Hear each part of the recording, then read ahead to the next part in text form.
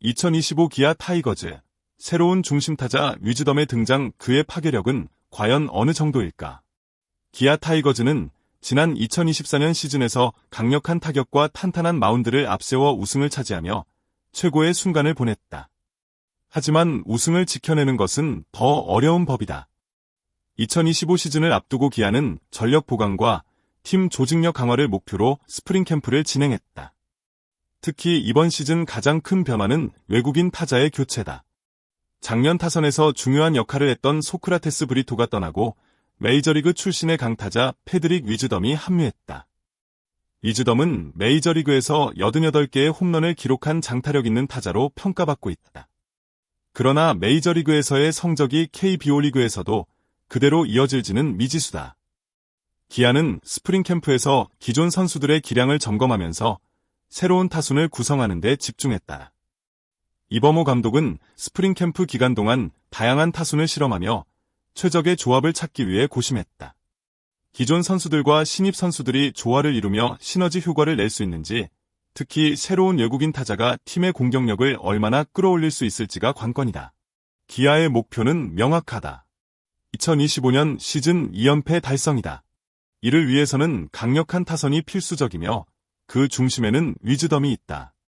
이제 시범 경기를 통해 그의 진정한 실력을 확인할 시간이다. 88홈런의 사나이 패드릭 위즈덤, 기아 타이거즈의 해결사 될까? 패드릭 위즈덤의 합류는 기아 타이거즈의 타선에 새로운 변화를 불러올 것으로 기대된다. 위즈덤은 메이저리그에서 88개의 홈런을 기록하며 강한 파워를 보여준 선수다. 하지만 단순히 홈런만 많이 치는 선수가 아니라는 점이 그를 더욱 기대하게 만드는 요소다. 기아의 베테랑 타자 최영우는 위즈덤의 타격을 본 후 내가 본 선수 중에서 파워는 단연 최고라고 극찬했다. 실제로 캠프에서 위즈덤은 강력한 타구를 만들어내며 동료 선수들에게 깊은 인상을 남겼다. 단순한 힘이 아닌 공을 맞히는 정확도까지 갖춘 선수라는 점에서 기대감이 더욱 커졌다. 특히 위즈덤의 가장 큰 장점은 선구안이다. 캠프에서 위즈덤은 단순히 공을 세게 치는 것뿐만 아니라 볼을 골라내는 능력도 뛰어나다는 평가를 받았다.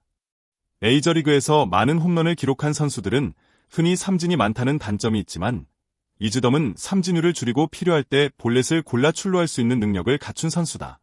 하지만 모든 선수가 KBO 리그에 적응하는 것은 아니다. KBO 투수들은 다양한 변화구와 정교한 제구력을 바탕으로 상대 타자를 유리하는 능력이 뛰어나. 위즈덤이 빠르게 리그에 적응하지 못한다면 초반에는 어려움을 겪을 가능성이 있다. 결국 그가 얼마나 빨리 한국 야구에 적응하고 자신의 장점을 극대화할 수 있을지가 시즌 성적을 좌우할 것이다.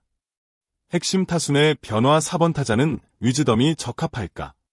타순 구성은 한 시즌을 좌우하는 중요한 요소다. 기아 타이거즈는 2024년 강력한 타선을 바탕으로 우승을 차지했다. 하지만 외국인 타자의 변화는 타순 구성에도 영향을 미칠 수밖에 없다. 이범호 감독은 위즈덤을 중심으로 한 새로운 타선을 고민하고 있다.